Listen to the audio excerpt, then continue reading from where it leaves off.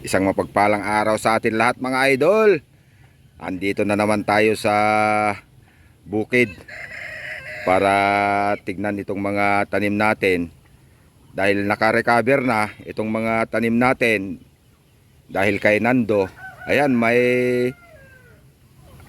bagyo na naman daw na parating. Kaya ayan, tignan na natin itong mga alaga natin. Sana hindi aabot dito. Tingnan nyo, sobrang kulimlim na ang panahon kahit maaga pa. Itatali natin yung mga tanga niya na pataas na. Kasi pag di natin tinali ito at malakas ang hangin, sigurado putol mga idol. Pero wala tayong magagawa kung dadapo dito yung bagyo na sinasabi nila. Kaya wala tayong magagawa pag ganun mga idol. Naka-recover na nga masisira pa. Inunti-unti natin na diniligan to ng mano-mano mga idol para lang makontrol yung tubig, kasi pag sobra ng tubig ito sigurado na masisira din yung ugat niya, hindi lalago. Maganda na mga idol, naka-recover na. Sana hindi lalanding dito yung sabi nilang bagyo. Okay lang kung ulan lang mga idol, pero pag hangin kasi, pag pataas na yung mga tanim natin, ayun, talagang sinisira niya mga idol. Napakaganda na yung talbos, naka-recover na. Kaya nakakasayang pag pumunta pa dito yung bagyo.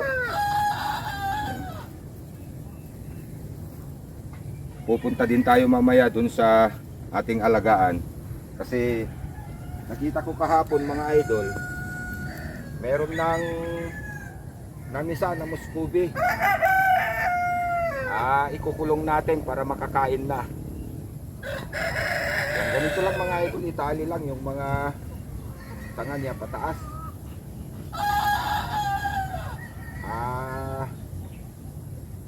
Sana hindi punta rito yung sinasabi nilang malakas na bagyo.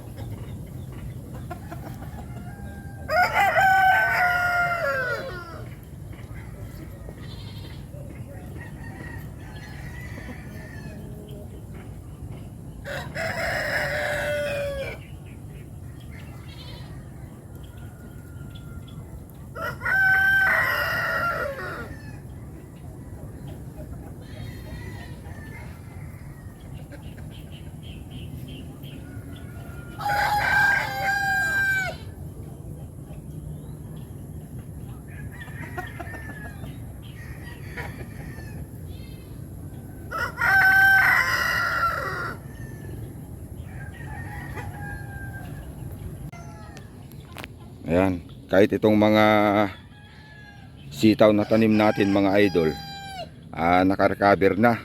Nakikita natin, kahit yung mga nakikita natin nun na medyo patay na, ayan, ganyan nakaka-recover na siya. Ayan, ang ganda yung mga upo natin mga idol, naka-recover na talaga. Pero ayun, pag uulitin pa yon, di ko na alam kung makarecover pa sila. Ayan, punta muna tayo sa ating alagaan mga idol. Titignan natin yung namisa kahapon na muskubi at magpapakain na rin. Ayan mga idol kailangan maitali mga ito mamaya mga idol, babalikan ko to. Ayan mga yan, kasi pabagsak yung sanga niya. Yan, katulad niyan, dapat maitali na yan para makatungtong na sa taas. Wala nang problema pag nakatungtong na sa taas yan mga idol. Yan. Ang dami itong mga manok, pumasok na naman. Wala naman silang hahalukayin ngayon kasi medyo malalaki na tong tanim natin. Tedya yan. Ayan mga idol, araw-araw naman tayong naglilinis dito, pero talagang naghuhulugan yung mga dahon. Tuyo na kasi yung mga dahon niya dati. Hey! Mga alaga natin nasa labas, oh. Marami pa. Ayan. Ayan na yung mga binitawan natin na sisi noon. Nakakalayo sila. Pumupunta sila sa bukid, mga idol. May butas sila siguro dyan, kaya nakakalabas sila. Ayan.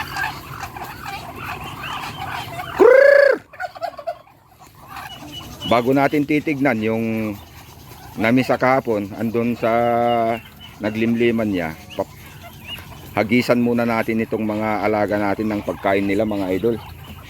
Kasi mangungulit dun mga to eh.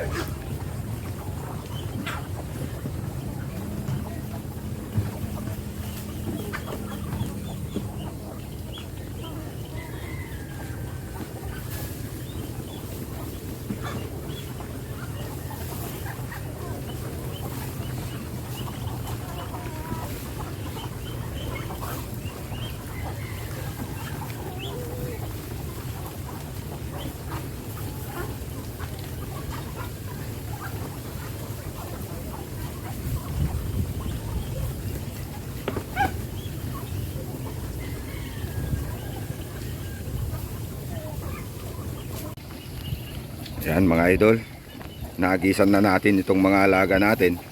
Yan.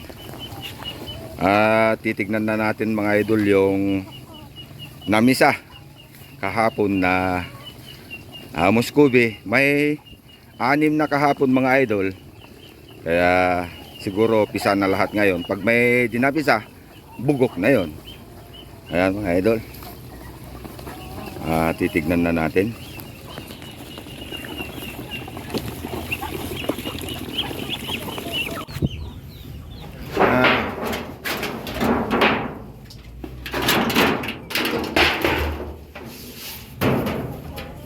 Oh, ayun mga idol. Yan. Hindi makita yung mga sisi niya.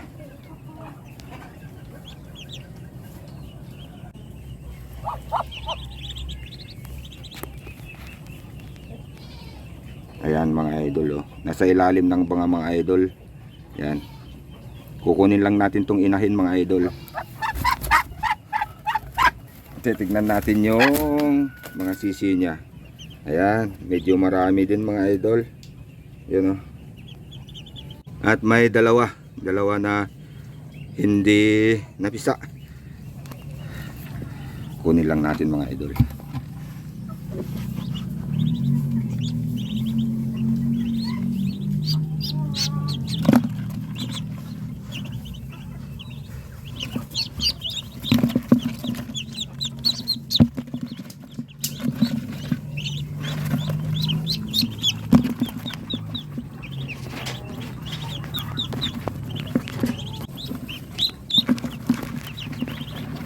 Ayan mga idol yung sisi niya. Oh. Lalagay na natin dun mga idol.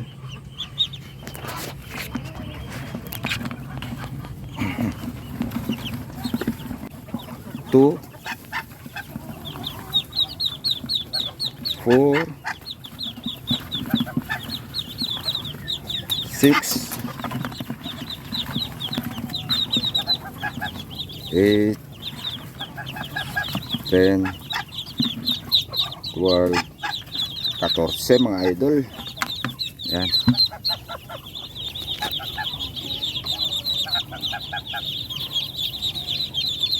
Yan, lalagyan natin ng pagkain mamaya mga idol.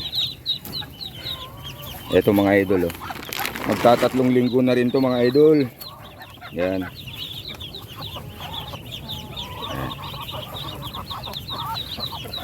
Pwede nang bitawan to mga idol. Pero wala pa naman tayo na ilalagay, wala pa naman namisa. Marami kasing namisa mga idol sa labas. Mga nasira dahil nabasa nung bagyo.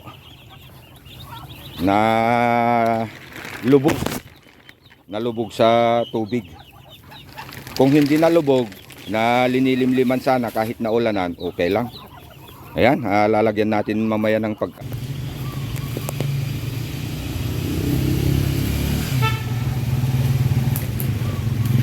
magpapakain tayo mga idol, pero sobrang dami ng dahon ngayon. Nahuhulog dito sa kawayan. Silong kasi ng kawayan to mga idol, pero doon banda wala. Pero lilinisin natin to pag medyo okay na.